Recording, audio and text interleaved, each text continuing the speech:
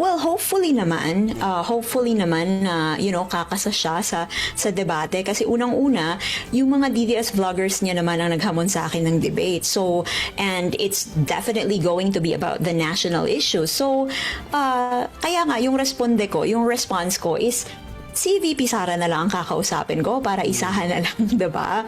So, pero yeah, she's busy. Hopefully, maka-attend din siya ng impeachment trial niya, impeachment na pagharap niya. Kasi hindi ito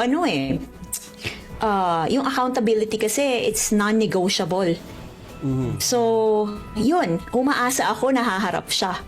Yung mga since nandyan ka sa, you're Mindanao based, no? So malamang alam mo yung pulso dyan sa Mindanao in general, no? Actually, nasa Metro Manila po. Nasa Metro Manila ka. Okay, sorry, Yes it's po. Mindanao based. Pero anyway, in touch ka naman dun sa Mindanao region siguro, no? As of now.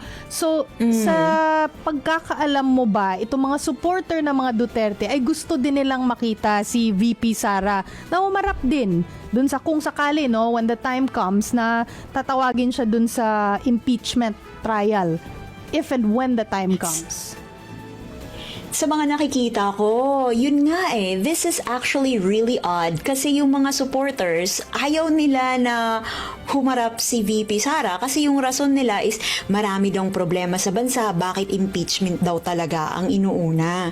So yun yung mga naririnig ko na narrative na pinapakalat din sa, yun, pati sa circle of, sa circle ko sa Kabisayaan. Kasi sa Facebook, yung circle ko talaga mga Bisaya din So yun yung pinapakalat. Parang ang dami-daming problema. Tapos may iba na mas malaki naman daw yung mga allegations na ninakaw. Bakit daw talaga pinag-iinitan itong si Sara Duterte? So, well, 'di ba?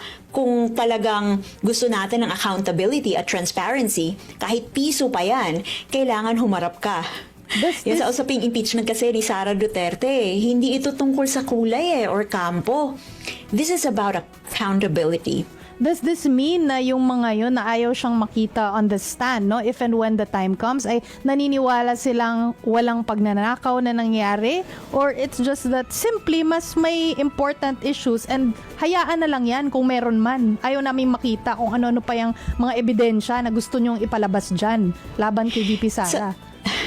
Well, sa tingin ko lang yung pinupush kasi nila na narrative is gigisahin lang siya, yung mga ebidensya na ipapakita, gawa-gawa lang. Ganun kasi ang umiikot na narrative sa among the Duterte supporters.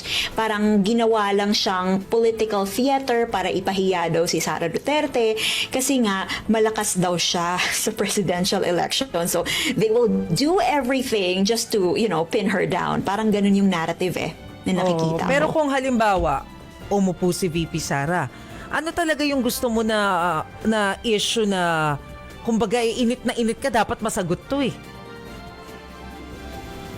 Sa umupo siya. Yes, kung halimbawa, Yes. magsalita si VP Sara, ano yung gusto mo talaga na masagot niyang issue? Na dapat ay Immediate. matumbok. Ito, yung immediate. Well, unang-una, buksan yung bank accounts niya.